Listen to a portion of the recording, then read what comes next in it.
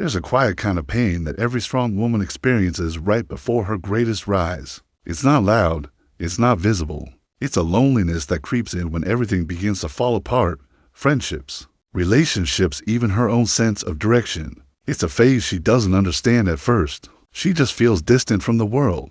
Nothing feels the same anymore. The things that once made her happy no longer do, and though people still surround her, she feels completely alone. Carl Jung once said, "There is no coming to consciousness without pain." That pain is what every strong woman must face before she transforms. It's the process of shedding her old identity, the version of herself that once needed approval, validation, or love from others to feel whole. Now, life is forcing her to rely only on herself. It begins subtly. One day she wakes up and realizes her heart no longer fits in the places it used to.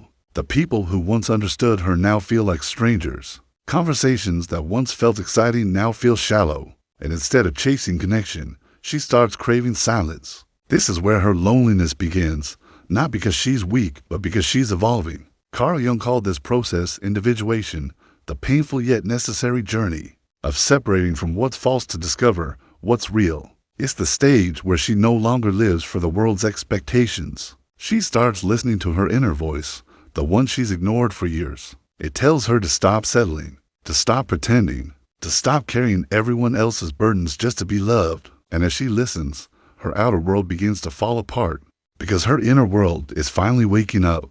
This loneliness isn't just emotional, it's spiritual. She's not losing people by accident. She's losing those who can't meet her new level of consciousness. The ones who loved her pain, not her healing. The ones who needed her broken so they could feel whole. And as she walks away from them, the silence grows louder, but so does her strength. It hurts, yes, but she begins to see that this isolation has purpose. Jung believed that the most powerful transformations happen when we confront our shadow of the dark, unhealed part of ourselves. For a strong woman, this shadow shows up as self-doubt, fear, guilt, and the feeling that she's not enough. But instead of running, she faces it. She looks directly at her pain and says, "You no longer control me." That's where real strength is born, not in crowds, not in validation, but in quiet moments when no one is watching. When she chooses peace over attention, when she learns to sit with herself and feel whole again, her loneliness becomes sacred. It becomes the space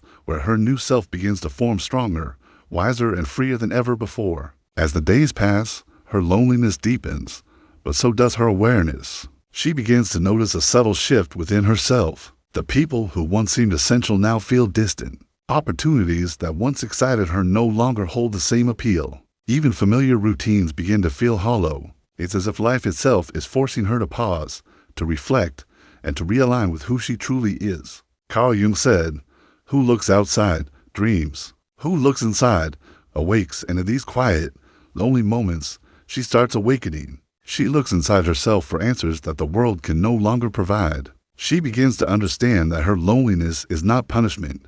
It's preparation. It's the universe giving her space to heal, grow, and rise. During this phase, many strong women mistake loneliness for failure. They question their worth. They wonder if they've done something wrong. But what they fail to realize is that isolation is the sign of evolution. It's a clearing of space, a shedding of relationships, habits, and attachments that no longer serve her highest self. The very things she once clung to now slide away effortlessly, making room for what is truly meant for her. In these moments, she starts forming a new relationship with herself. She learns to love herself without needing others to validate her worth. She learns to trust her intuition without seeking permission. She discovers the joy of solitude, the kind that allows her to hear her own heart clearly, without distraction. And yet, this isn't easy. The shadow side of her mind whispers doubts. You're too much. You're unlovable. You're failing. But she doesn't run from it anymore. She sits with the fear, acknowledges it, and moves forward anyway. This confrontation with her shadow is what Jung described as essential for individuation, becoming her authentic self. Loneliness also teaches her boundaries. She no longer tolerates people who drain her energy or demand her silence. She stops sacrificing her peace for the comfort of others. She learns that saying no is not cruel. It is self-respect. And she understands that distance from others is sometimes necessary to truly grow closer to herself. With time, her inner world strengthens and her outer world begins to reflect that transformation. People may start noticing her calm confidence, but they don't see the nights she spent alone, learning to honor herself. They admire her strength, unaware of the pain and solitude that shaped it. She realizes that real power isn't about recognition or validation.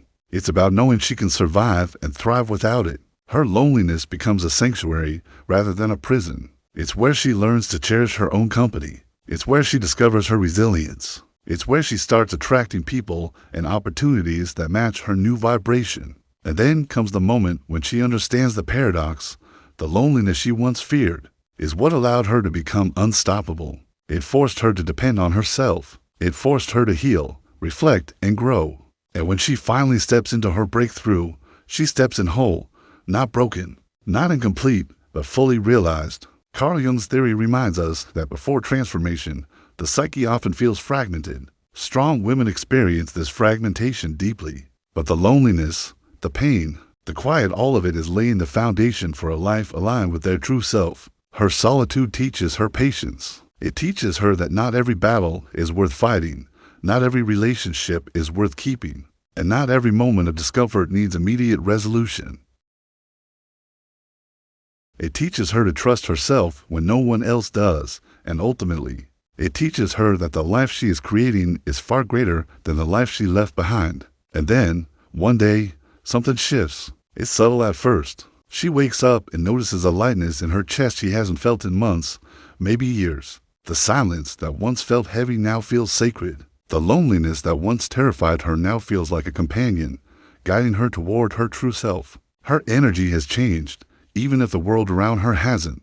And in that shift, the breakthrough begins. She begins attracting the right people, those who align with her energy, not those who drain it. She begins encountering opportunities that feel effortless, because they are in harmony with her purpose. And she realizes that the struggles, the isolation, the heartbreaks, all of it was necessary. She understands that her loneliness wasn't a curse, but a catalyst, preparing her for a life of authenticity and strength. Carl Jung wrote that every person carries both light and shadow, and wholeness comes from embracing both. This is the moment she embraces herself fully. Her fears, her doubts, her past wounds.